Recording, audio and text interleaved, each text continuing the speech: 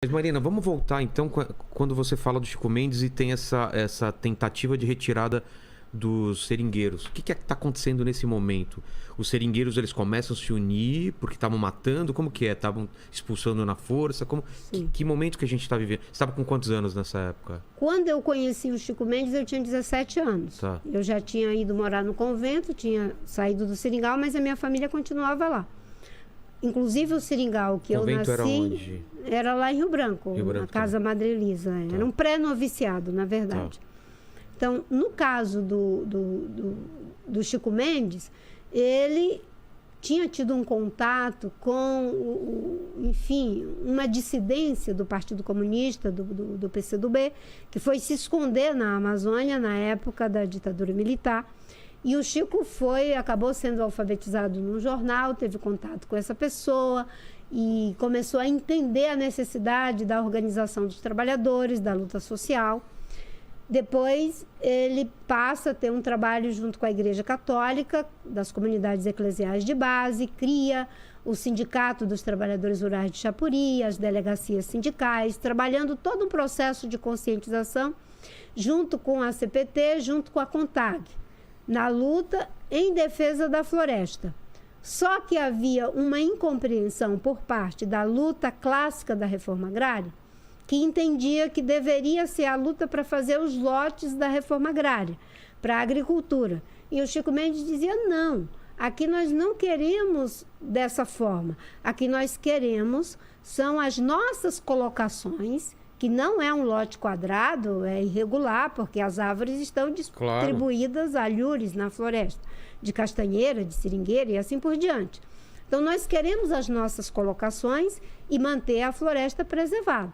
E aí o Chico começa a organizar a resistência dos seringueiros e cria uma tecnologia inspirada na luta do Gandhi de resistência pacífica, que eram os empates, que consistia em a gente se espalhar na floresta onde tinha uma derrubada e proteger as árvores com o nosso próprio corpo.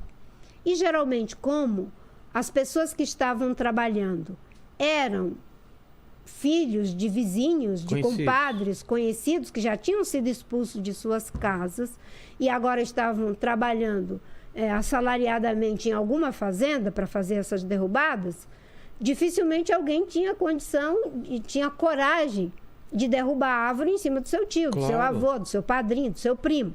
Então, era uma luta pacífica, que se chamava empate, que a gente fazia e que o Chico Mendes criou essa forma de luta que foi se espalhando em boa parte ali do Vale do Acre, principalmente Chapuri, Sena Madureira, Brasileia, Cis Brasil. E isso gerou uma resistência muito violenta contra ele por parte dos fazendeiros, dos jagunços.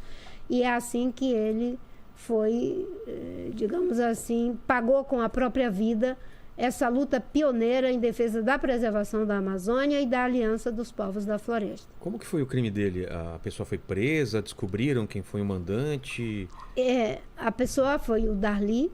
Ele estimulou o próprio filho a fazer uma tocaia atrás da casa do Chico Mendes. Bom, imagino que ele já devia ter sido jurado de morte, né? Tipo, sim, ele era o tempo todo jurado de morte, ele era o tempo todo intimado pela polícia, ele era investigado pela Polícia Federal, ele era difamado o tempo todo.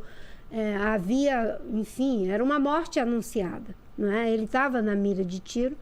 E ele fez uma escolha de não sair de Chapuri, porque ele tinha muito convite para ir para o Rio de Janeiro, até mesmo para fora do Brasil.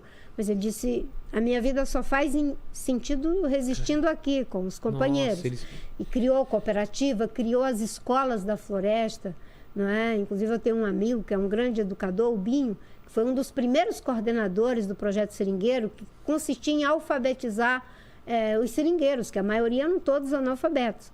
Então, o projeto Seringueiro tinha uma cartilha chamada Poronga, que alfabetizava as pessoas. Então, o Chico Mendes tinha uma visão estratégica, tinha um pensamento estratégico mesmo para a Amazônia. E o que ele queria era a manutenção da floresta em pé e o uso dessa biodiversidade em benefício dos seringueiros e dos povos indígenas.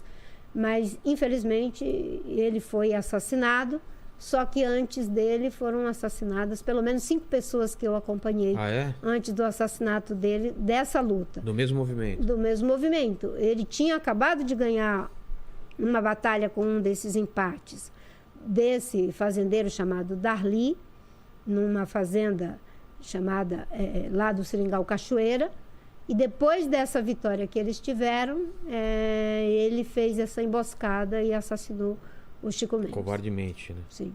Que absurdo. E aí, com isso, chamou a atenção do mundo para todo mundo, né? E mudou alguma coisa depois disso ou continua ainda... Uma coisa que mudou foi que o mandante e o assassino foram presos. Mas Quanto tempo depois? Demorou muito isso?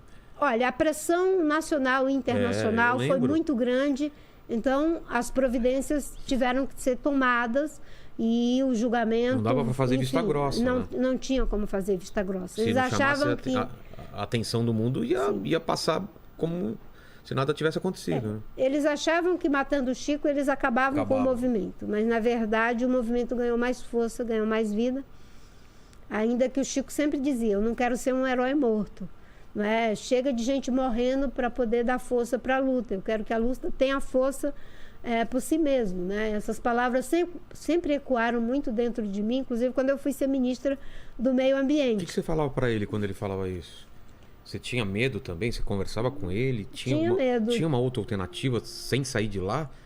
Olha, a última vez que eu conversei com ele foi alguns dias antes dele ser assassinado. Eu estava vindo para São Paulo para fazer um tratamento, inclusive, para essas hepatites tantas que eu peguei. Peguei 5 malárias e 3 vezes hepatite. 5 malárias? E eu estava vindo para São Paulo, ia consultar um médico, mas antes da viagem eu fui em Chapuri. E a rodoviária e a casa do Chico era bem próximo. E ele foi me levar até a rodoviária. Ele só me chamava de nega véia, né? E aí, quando a gente ia andando assim, meio em silêncio, um do lado do outro, eu tinha falado, por que você não vai para o Rio de Janeiro? Fica lá um tempo com o Gabeira, com o Sirquis, com a Lucélia Santos. Porque estava muito tenso o clima na cidade, ali final de ano, perto do Natal, as coisas, né? Aí ele falou que não, que o lugar dele era ali. E quando a gente estava indo, aquele silêncio assim, aí ele me abraçou assim de lado e falou... Pois é, nega véia, dessa vez eu acho que não tem jeito. Os cabras vão me pegar. Aí eu falei, Chico, então vamos para Rio Branco para a gente denunciar para a imprensa, né? E ele falou, não adianta. Toda vez que eu falo isso, eles dizem que eu estou fazendo isso para me promover. Eles vão ver quando eu morrer. Meu Deus. E aí eu entrei no ônibus... Assim, quase que com uma certeza que sim. E acho que uns 4 dias depois, o telefone tocou, era mais ou menos 10 horas da noite, eu estava em Ribeirão Pires, e quando tocou o telefone, o primo do meu marido disse, você tem que ser forte. Putz. Aí eu digo, mataram o Chico Mendes, não foi? Porque ele falou, você tem que ser forte, eu já imaginei que fosse, né? E aí começou, 3 dias depois, com a repercussão que deu internacional, New York Times, a mídia brasileira desceu em Chapuri e aí teve toda uma repercussão e todo um esforço da CPT, da CONTAG, de pessoas que nos ajudavam de dentro e de fora do Brasil, Maria Alegrete, Steve Schwartzman, Manuela Carneiro, Mário Almeida, pessoas, Gabeira, Lucélia Santos, Sirquis, Carlos Mink, o bispo Dom Moacir. Havia ali todos nós uma verdadeira frente para que aquilo não ficasse impune. Não é? E o triste é a gente verificar que tantos anos se passaram e agora os índios Yanomamis continuam na linha de tiro, não é? As meninas e as mulheres Yanomamis sendo embriagadas por garimpeiros e estupradas até a morte. A gente vê o que aconteceu agora na terra indígena Chipaia. A gente vê o que acontece com várias comunidades indígenas, não é? Que inclusive temos a felicidade de ter a primeira mulher eleita deputada federal, que é a Joênia Iapixana. e que está fazendo um trabalho belíssimo no Congresso Nacional. Aqui, né? Seria ótimo. Não é? E tem várias mulheres indígenas que estão saindo agora, a Wanda Itoto lá no Amazonas, a Mayau lá no Pará, dos Caiapós, a Soninha Guajajara, né, do povo Guajajara do Maranhão.